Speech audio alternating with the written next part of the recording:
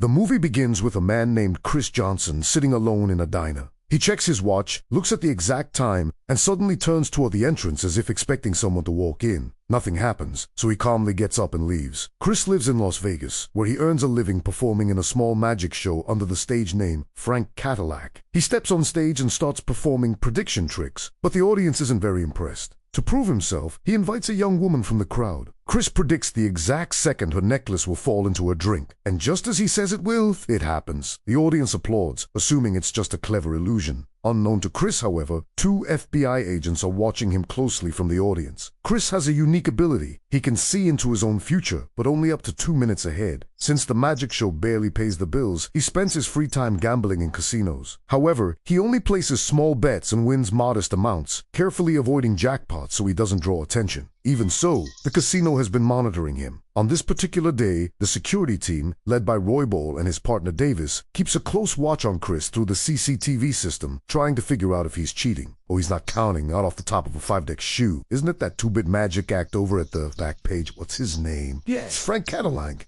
Pulling tricks on us, is that legal? You can't trick the ditch. I'm telling you, that little prick knows what's coming. If he's running that get a system, why is he not betting more? That's going to be my second question. Look at that, he's looking right at us. Like he could hear us. What table was that? Alarmed, Roy Ball orders his team to move in and bring Chris in. Chris already sees this coming. He leaves the table and heads to the cashier to cash out his chips. While standing there, he looks 2 minutes into the future and sees a man pull out a gun, rob the cashier, kill 2 people, and escape with the money. As soon as the vision ends, the man approaches. But before he can draw his weapon, Chris lunges at him and disarms him. When casino security arrives with guns raised, they completely misunderstand the situation and assume Chris is the criminal since he's holding the gun. It's his gun! He's gonna shoot 2 people! Realizing he can't talk his way out of this, Chris takes off. All casino security is immediately deployed to capture him. Using his ability to see their moves in advance, Chris skillfully evades them, even as Davis feeds his exact location to the guards through the surveillance system.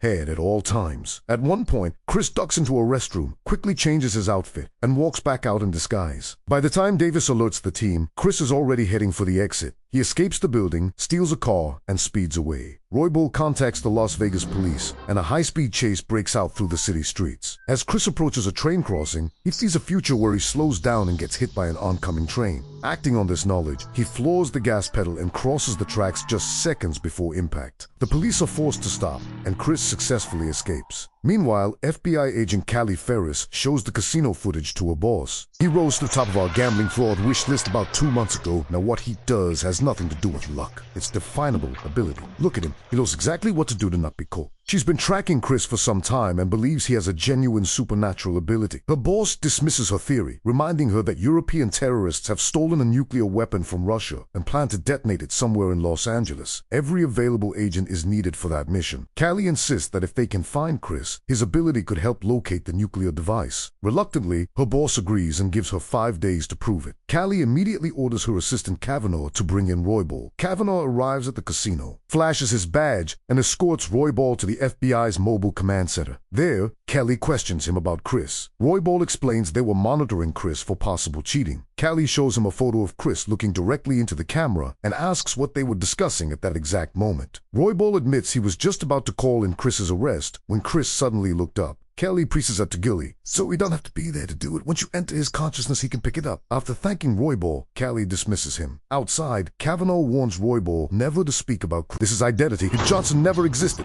That's going to be difficult considering we're 100 cameras some at the casino. Not to worry, his tapes have been destroyed. Hey, she's single? Back inside, Han and her team analyzed the remaining data and confirmed that Chris can see between 1.5 and 2 minutes into the future. At one point, there was a 2-minute 16-second delay. Never bet, just got up and walked away. Ju-216's too learn we catch slave, tra. Just then, Kavanaugh returns with news. The police have tracked the location of the stolen car. Meanwhile, Chris drives straight to the home of his old friend Irv while still being hunted. When Irv sees the car, he asks where it came from, and Chris casually admits that he stole it. Irv scolds him for stealing cars and constantly being on the run, telling him that kind of life will only end badly. He also advises Chris to forget about the woman he keeps seeing in his visions, the very reason Chris has been visiting the diner every day to meet her. In his vision, he doesn't know the exact day she will appear in the diner. He only knows she will come there at 8:09 because he saw a clock in his vision, and he doesn't even know which time of day that is. So he comes to the diner twice a day. Chris, I thought that girl, when you looked at the clock, did you happen to see a calendar? Because it could be 10 years from now she gets hungry. Chris explains that this woman is special. With her, he can see beyond the usual 2-minute limit of his visions. To him, that means she could be his true love. Irv urges him not to take risks over something that may never happen. Suddenly, Chris freezes. He tells Irv that a woman is on her way, an undercover cop. Irv immediately tells him to run. Cop? You gotta go. But Chris decides to stay. Want to see how much she knows, what she wants from me. Moments later, Callie walks in and asks to speak with Chris alone. Callie hints at his ability to see the future, but Chris pretends he has no idea what she's talking about, joking that she must mean his magic act, and even mentioning that he saw her at the show. Kelly ignores the act and gets straight to the point. She tells him a nuclear device has been stolen and is being smuggled into the United States to be detonated. She wants him to use his ability to help find it, appealing to his sense of responsibility. Chris refuses. He makes it clear he wants nothing to do with the government, believing they'll only use him and lock him away. Kelly then changes tactics, reminding him that they have footage of him holding a gun in the casino and evidence of the stolen car. That was an accident. He had a gun. He was going to shoot 2 people. How'd you know that? No good deed goes unpunished, does it? I can fix your legal problems, buddy, but you've got to step up. Otherwise, your next Essex show is going to be at Folsom State Prison. It's ironic, but people like you who try to help, I've been torturing, in the full sense of the word, since I was 3 years old. What do they call it, too? Oh, yeah, observed play therapy, featuring the marathon 36-hour, can you guess the next flashcard game? So please, leave me alone and let me live some semblance of a normal life. Chris remains firm and refuses again. Suddenly, armed FBI agents storm the room and surround the building. Then time rewinds. It turns out Chris had only seen this outcome in advance. You're right, I gotta go. Using that knowledge, he quickly escapes through the back door. Moments later, Kelly enters the room to find only Irv playing pool. She realizes she missed Chris by just seconds. I missed him by seconds, didn't I? Elsewhere, Roybal is heading to his car in a parking lot when he's approached by a man and a woman claiming to be Gaming Commission employees. They ask what he knows about Chris Johnson. Can you tell us about Chris Johnson? Roybal initially stays silent, then claims he doesn't know anyone by that name. The woman hits him in the knee. As he collapses in pain, the man pulls out a knife and demands answers. The next day, Chris is once again sitting in the same roadside diner, sipping a drink and staring at his watch. This time, at the exact moment he's been waiting for, the woman from his visions finally walks in. Her name is Liz. She passes a stunned Chris and sits at a nearby table. Chris begins running through multiple future scenarios to find the one where he successfully approaches her. Excuse me, do you have a light? I don't smoke. Sorry to bother you. I have a question about the coffee, the bean they use. Isn't that something you should probably ask your waitress? Here you go. Please. None of his attempts work. Liz's ex-boyfriend Kendall shows up and confronts her about avoiding him. He becomes aggressive, grabbing her hand and refusing to let go, even when she says he's hurting her. Chris steps in and tells him to back off. Kendall reacts angrily and throws a punch, but Chris effortlessly dodges it. Kendall keeps swinging, yet Chris avoids every blow and even knocks him down without trying, all while calmly talking to Liz. He pins Kendall down, forces him to pay for Liz's breakfast, and performs a quick coin trick. Still, Liz isn't impressed and walks away.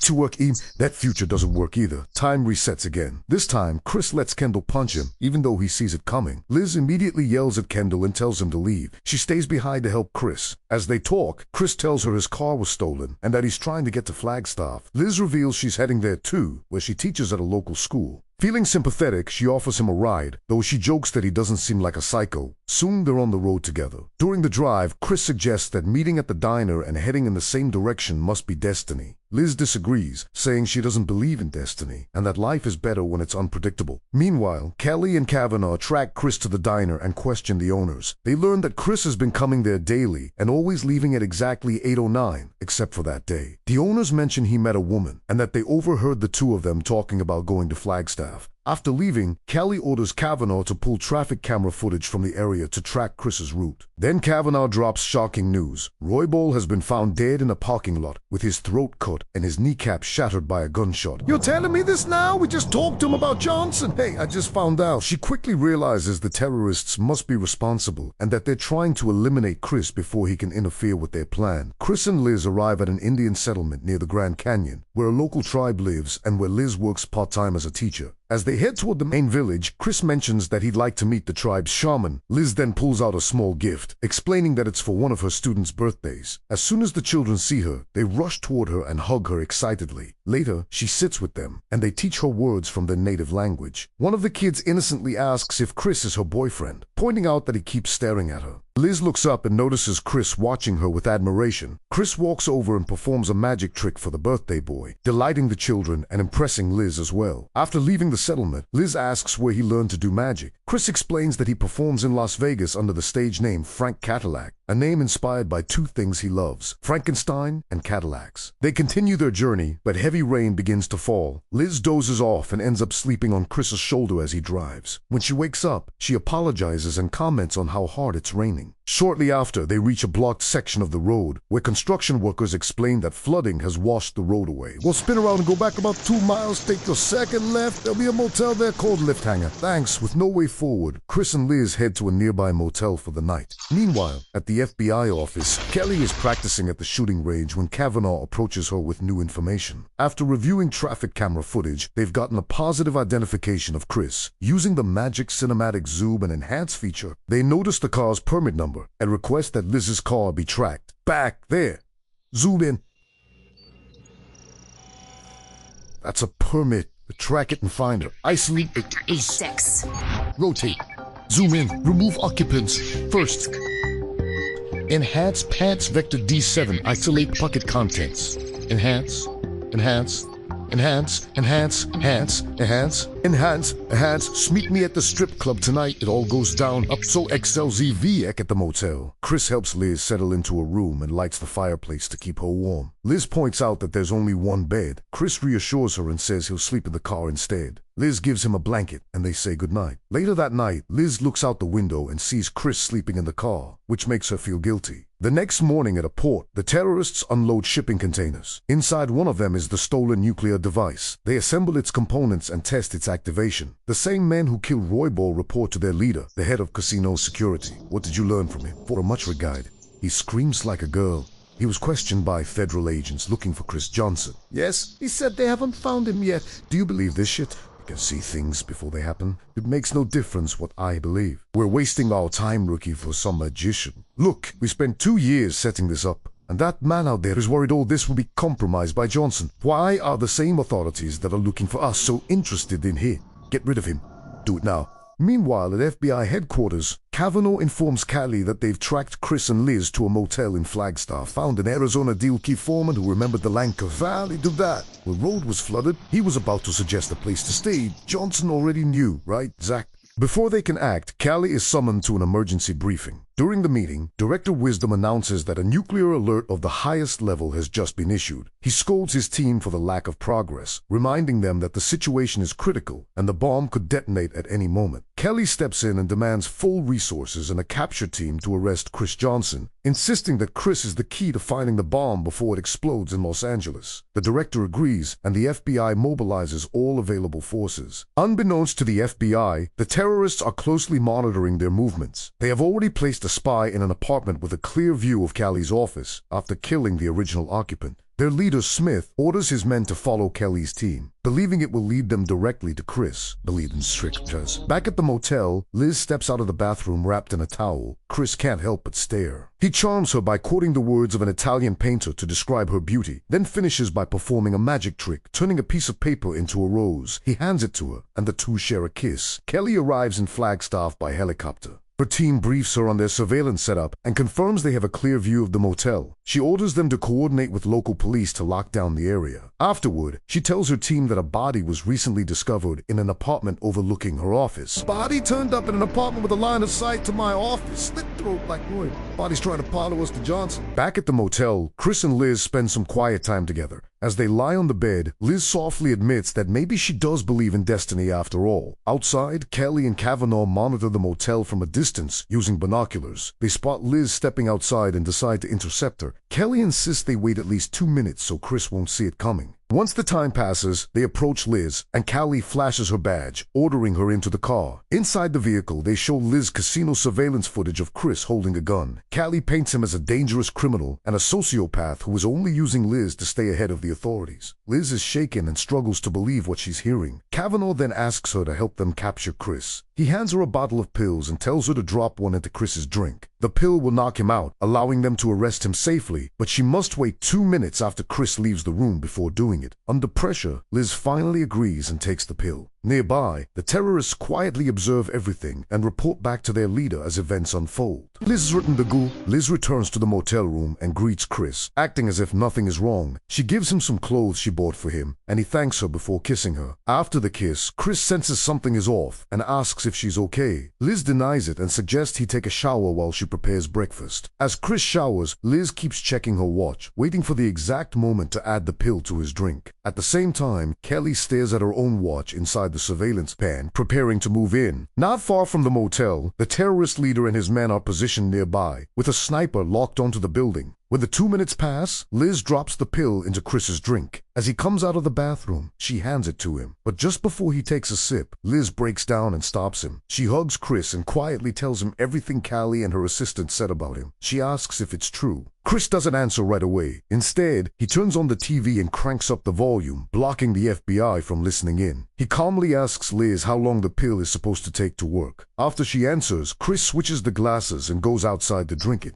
From the surveillance van, Callie watches, confused by his behavior. The sniper also sees him, but can't get a clear shot. Chris comes back inside and tells Liz that everything the FBI said about him is a lie. In that casino, would have killed 2 people.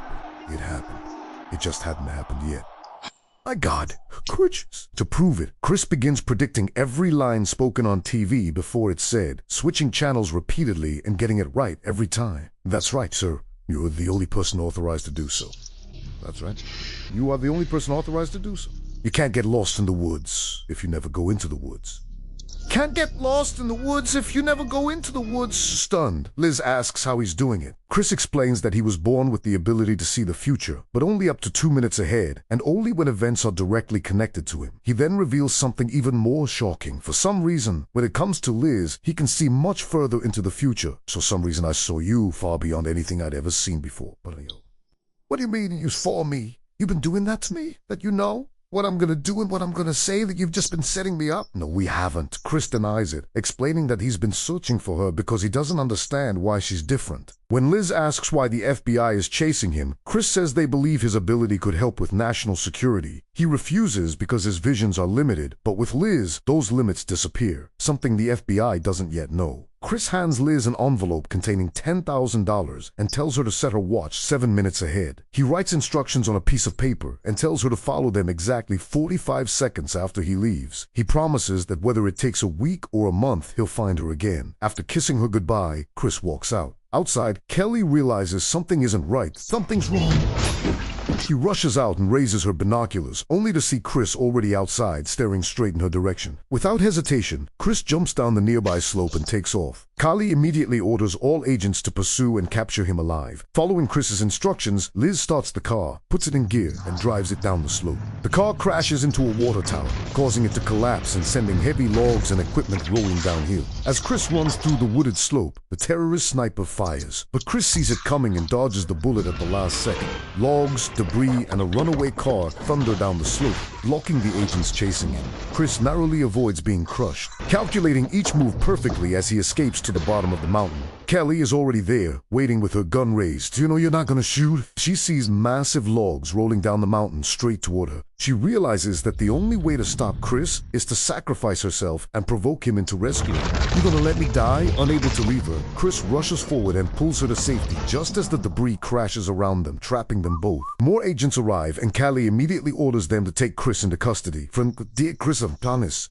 From a distance, Smith and his men watch as Chris is captured. Smith calmly makes a call and orders one of his operatives to abduct Liz and use her as bait. Moments later, the man drives up to her, points a gun, and kidnaps her. Afterward, Chris is taken to FBI headquarters where he's strapped to a chair. Special clamps are used to hold his eyelids open, preventing him from blinking or closing his eyes. Once everything is set, Kelly thanks him for saving her earlier, then turns on the television. The plan is simple. Chris will watch live broadcasts and look into the future to see when and where the nuclear bomb will be detonated, and every television station in the world will broadcast precise details of its detonation. Push that 2 minutes as far as you can and find it. Water will keep me alive. Yes, sir. As he focuses, Chris is pulled into a vision of the future. In a news report set 2 hours ahead, reporters reveal that a woman has been strapped to explosives, tied to a wheelchair, and abandoned on the roof of a parking garage. To Chris's horror, the woman is Liz. Watch that. He watches as bomb squad officers carefully approach her, trying to save her. Suddenly, the terrorists detonate the bomb, killing Liz instantly. Overcome with panic, Chris snaps back to the present. Callie immediately asks what he saw, but Chris refuses to tell her. Instead, he insists that he can help them better if he's taken out of the room. Callie reluctantly agrees and orders him moved to a holding cell. Chris is placed in a holding cell. He asks for a cigarette, and when the guards are briefly distracted, he attacks them, using his foresight to anticipate their every move. He incapacitates them with ease and slips out of the cell. The alarm is triggered, throwing the entire building into lockdown. Callie and several agents give chase as Chris runs through the facility. A helicopter tracks his movement from above while he heads toward the parking garage he saw his vision. Chris makes it inside and rushes up to the roof. Callie orders her team to stay back and follows him alone, gun drawn. On the rooftop, Chris stands at a distance from the spot where he knows Liz will be killed. Callie confronts him, demanding to know why he's there. Chris finally confesses that Liz will die on that roof in 2 hours.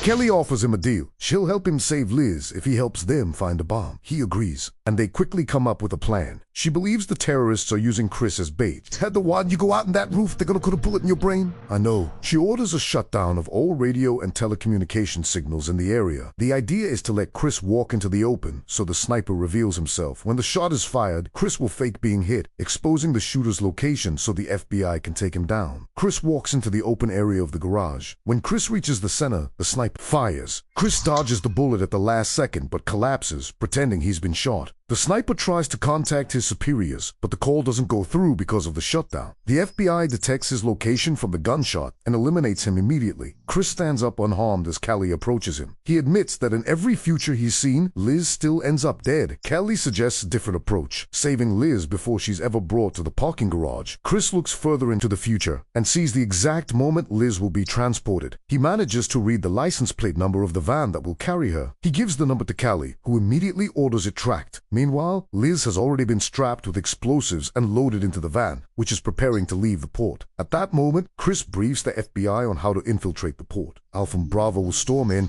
Chris, be quiet and do exactly what I say. I'll save your life. Sniper teams will initiate on Johnson's call. On his call. Are we clear? All elements shoot to kill any hostiles. What about intel? We don't need them. We have him. Moments later, the assault begins. As the van carrying Liz attempts to leave the port and the terrorist leader, Smith, boards a helicopter to escape, the FBI storms the area using armored vehicles and helicopters. Gunfire erupts across the port, forcing Smith and his men to scatter and take cover. Stop there! Not yet, you'll kill him. On Chris's instructions, Callie takes a precise shot at nearby fuel barrels. Now! Explosion flips the van onto its side, forcing it to crash. Liz manages to break free and escapes into a nearby warehouse, hiding among the stacks. Chris leads the capture team toward her, calling out enemy movements seconds before they happen, allowing the agents to avoid incoming attacks with ease. They got the guy on the crane northeast corner. Negative on the visual. Give me that. Fly for the doorway, 8 inches above the guardrail. Liz struggles to remove the bomb vest, but can't. As she moves deeper into the warehouse, Smith finds her and takes her hostage. Along with his remaining men, he tries to escape using Liz as a human shield, holding the detonator and threatening to kill her. Chris and the FBI pursue them onto a massive oil tanker. As they retreat, the terrorists plant motion-sensitive explosives throughout the ship to slow the agents down. Chris detects the first explosive moments before it detonates, allowing an agent to safely disarm it. He continues spotting the others in advance, guiding the team around each trap. There's there. Stay close. One of the terrorists hides in a concealed position and prepares to ambush them. Chris foresees himself getting shot and immediately alerts the team to the sniper's exact location. Sniper, where? Behind us. Snap. Got a visual? Nobody move. I'll find her. catwalk second level. The sniper is taken out before he can fire. To speed things up, they decide to split up to search the ship. We kill this deck by deck. You take this one, I'll do the rest. Chris runs dozens of futuresome areas at once, mentally searching every possible path. In one of them, he finally sees Smith escaping with Liz near the engine room. Meanwhile, on the upper deck, one of the terrorists catches Callie's team off guard. She opens fire, fatally shooting Topham. Callie kills the attacker, but it's too late. Kavanaugh dies on the spot. Though shaken, Callie pushes forward. The teams regroup, and Chris leads them to Smith. Kelly orders him to release Liz, but Smith keeps her in front of him as a shield, warning Chris to stay back. Chris rapidly runs through every possible future and selects the only outcome where Liz survives. He asks Callie how good her aim is. How good are you with that gun? Harry, Chris advances. Smith opens fire, but Chris anticipates every thought and dodges until Smith's gun clicks empty. Smith reaches for the detonator, but Kelly shoots it out of his hand, then immediately fires again, killing him. Liz is rescued and the bomb vest is removed, but Callie tells him it's far from over. The nuclear device is still missing, and it's already been activated somewhere. Chris is brought to a seismograph, meant to help detect the explosion's location. As he stares at it and looks into the future, his expression changes. He suddenly realizes the truth. Liz was only a distraction. While everyone focused on saving her, the bomb was set to detonate elsewhere. I made a mistake. It's happening when? Now! The shockwave tears through the city, wiping everything out and killing millions. Then, time snaps back. It's revealed that everything we just saw was another future vision. Chris is still lying in bed with Liz at the motel. Realizing what must be done to prevent that future, Chris makes a choice. He calls Callie himself and tells her he'll cooperate fully and help them find the nuclear device, but only on one condition. Liz must be left out of it completely. Callie agrees and says she's on her way. Chris wakes Liz and tells her he has to leave. She asks if he'll come back. Chris promises that he will, even if it takes a week or a month, and asks her to wait for him. Liz agrees, and they share a final kiss. Moments later, Chris waits outside as Callie arrives. She asks if he's ready. Chris nods, gets into the car with her, and they drive off together.